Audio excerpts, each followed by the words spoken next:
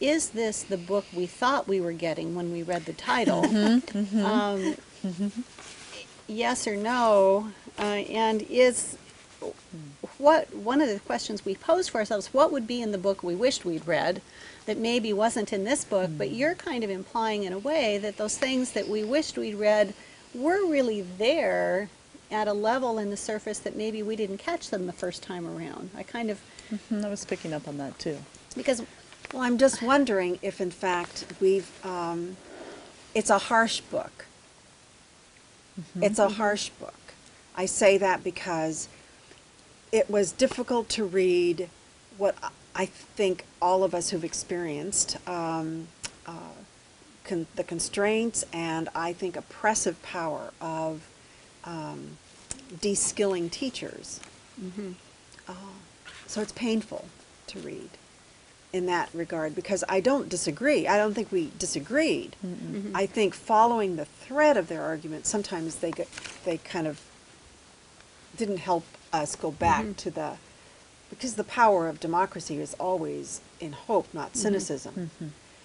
And so, not that we got cynical, but we did get, what is the book we really want? Well, and part of that was just the volume of it. I went back and counted the pages, and it's roughly 3/4 of the book lays out a history of kind of this neoliberal influence. Yeah, the vices, you know, what's been happening, how we came to where we are today. And that is most of the book. And each of those chapters has a little bit in it about kind of the counterpoint of, you know, the democratic perspective, but not very much. And it isn't until the last 1 or 2 chapters that the authors move on to what would it look like today, you know, how can we talk about democratic education in more of a progressive way, what would that look like? And that's where we started thinking about what could this book have been like. Go ahead, Molly.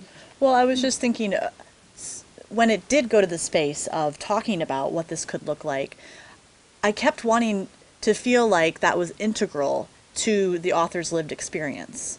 And it came from a place of having lived it and having seen it and having been alive, and that organic, we talked about it as an organic. It was hard not to have any of the how do we do this that didn't feel external. That was a challenge for me, because I think that all of us in this group, and many educators, teacher educators, public school educators, private school educators, are committed to living democracy, and that's very central to what they do and what they are with their students. And I just wanted to think, I wanted to have more of an opportunity with the authors to think about, well, how do we do this within this climate and culture that's fraught with these tensions that you've elucidated? You know, what would that look like in today's world? You know, how is that different from the past? I mean, because these are time-worn suggestions and ideas and values, so. Well, and also, one of the first things that I came to, that idea of what was missing that we wish we'd seen, was a heart and passion piece.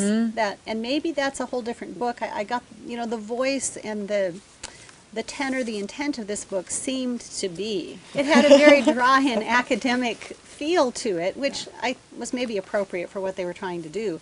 But I think as people that are out fighting the battle on the daily front, you know, we have a lived experience of living in No Child Left Behind. I don't really need somebody to tell me what that's like. But I think what we need in some ways is inspiration. And it's like the Obama, I want the Obama version of reclaiming democracy. And that heart and passion, which maybe these authors weren't attempting to write to that. So that's one piece. And the second piece that you just mentioned was that how to create an authentic experience of democracy for students. And I think many people's idea of teaching for democracy is teaching civics lessons rather than living a democratic life, the habits of mind that you spoke of. And that's what I think many of us need more help with, and some people really don't have any idea how to do that. And that's really the book. I think there are some books out there, but there's nowhere near, I think, enough information about how to do that well, not only in school, but in society.